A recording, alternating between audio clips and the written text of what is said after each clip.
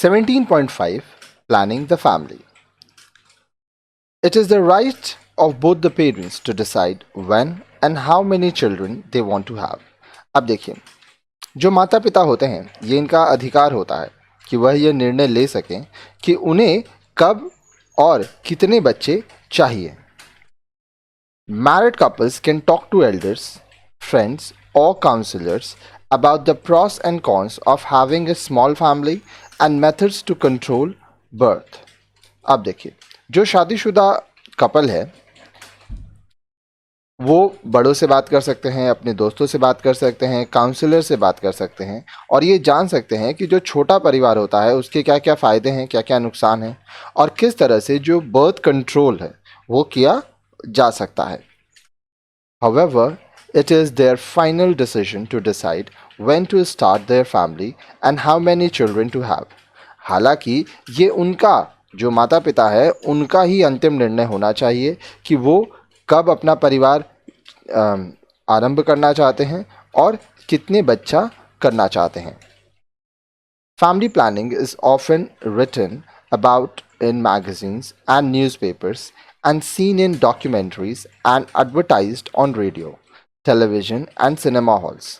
Family planning के बारे में हम लोग आमतौर पर मैगज़ीन में देखते हैं, न्यूज़पेपर अखबार में पढ़ते हैं, डॉक्यूमेंट्रीज़ में देखते हैं, रेडियोज़ में एडवर्टाइजमेंट देखते हैं, विज्ञापन सुनते हैं, टेलीविज़न में विज्ञापन देखते हैं, सिनेमा हॉल्स में विज्ञापन देखते हैं.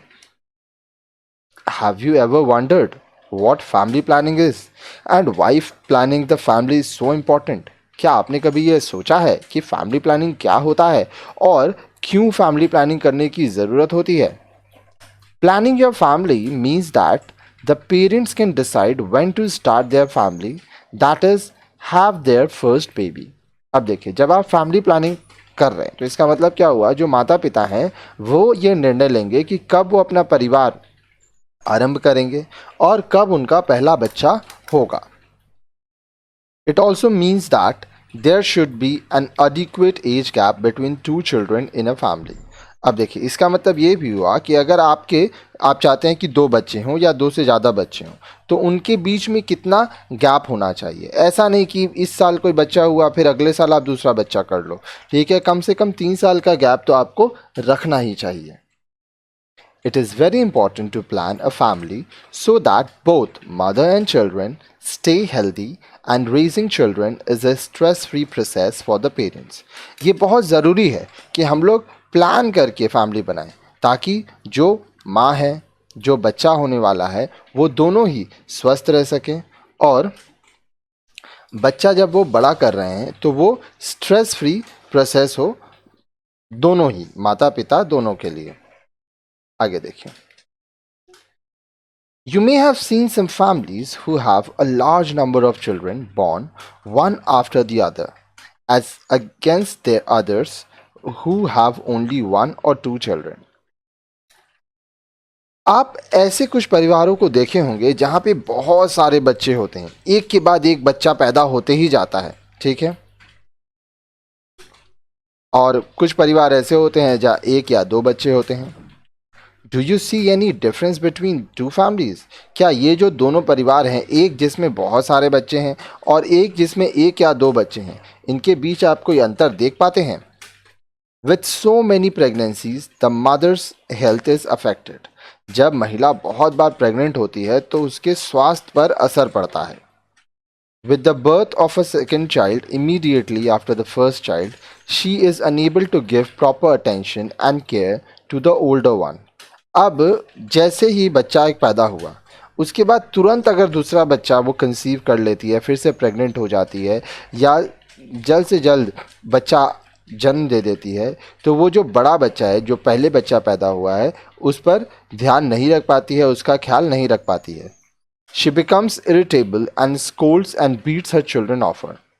आप देखिए, 2 बच्चा हो गया, वो चिड़चिड़ी हो जाती है और बच्चों को बहुत ज़्यादा डांटती है, मारती है. Such children feel very insecure and unloved. अब ये जो बच्चे हैं इनको बहुत ही असुरक्षित महसूस करते हैं और इनको ऐसा लगता है कि इनकी माँ इनसे प्यार नहीं करती है. Even the father feels helpless and often frustrated as he is not able to offer much help to the mother or the babies. अब यहाँ तक कि जो पिता है वो भी कभी कभी खुद को असहाय पाता है, ठीक है, और बहुत ही चिड़चिड़ा हो जाता है क्योंकि वह अब जो माँ है और जो बच्चे हैं उसको बहुत ज़्यादा मदद नहीं कर पाता है. In a small family, the mother has more time and energy to look after all the needs of her child and spend time together so that the child feels loved and secure. अब देखिए जो छोटा परिवार होता है, ठीक है, उसमें जो माँ है उसके पास ज़्यादा समय होता है, ज़्यादा एनर्जी होता है ताकि वो अपने बच्चों की जो ज़रूरतें हैं उस पर ध्यान दे सके, उनके संग समय बिता सके. इससे क्या होगा, जो बच्चा है उसको ऐसा महसूस होगा कि उससे प्यार किया जाता है, ठीक है, वह सुरक्षित महसूस करेगा. A small family can also spend more money to meet the needs of the children, such as education, entertainment and professional training.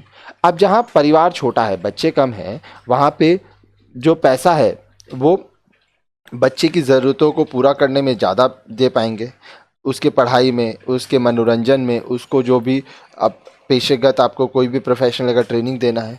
अब सोचिए एक परिवार है जहाँ एक ही बच्चा है और एक परिवार है जहाँ 4 बच्चे हैं, तो ऑब्वियसली जहाँ 4 बच्चे हैं वहाँ पे सब बच्चों के ऊपर बहुत अच्छा खर्च तो नहीं भी किया जा सकता. अब यहाँ पे आप देख पा रहे हैं, एक है अनप्लान्ड फैमिली जहाँ बहुत सारे बच्चे हैं, दूसरा है प्लान्ड फैमिली जहाँ पे एक बच्चे होते हैं, ज़्यादातर एक या कम से कम 2, ठीक है, उससे ज़्यादा बच्चे वो नहीं करते हैं.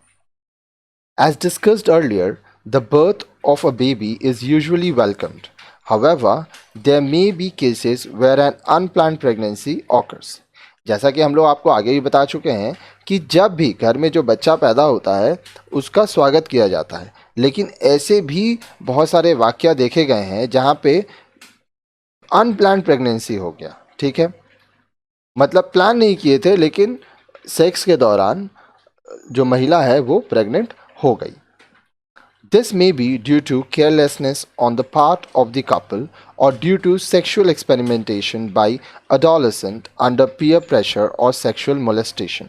अब ये देखिए कैसे हो सकता है, जो कपल है, जो हस्बैंड वाइफ है, हो सकता है वो केयरलेस थे, ठीक है, इसलिए महिला प्रेग्नेंट हो गई, या तो वो जो वयस्क हैं वो सेक्सुअल एक्सपेरिमेंट कर रहे हैं, ठीक है, क्योंकि अडोलेसेंट्स में क्या होता है, लड़के और लड़कियों को सेक्स के बारे में कुछ जानकारी मिलती है, ठीक है, पीयर प्रेशर होता है या मान लीजिए सेक्सुअल मोलेस्टेशन होता है, उससे भी महिलाएं प्रेग्नेंट हो जाती हैं.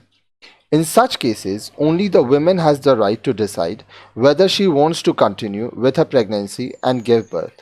अब मान लीजिए अनप्लान्ड प्रेगनेंसी है, चाहे कोई भी कारण से हुआ हो, तो उसमें जो महिला है सिर्फ उसी के पास ये अधिकार होता है कि वो प्रेगनेंसी कंटिन्यू करना चाहती है, बच्चे को जन्म देना चाहती है या नहीं.